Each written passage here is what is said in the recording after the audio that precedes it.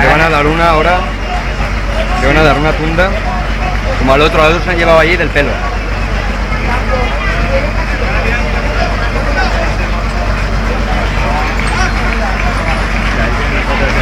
Que se escapa, que se escapa.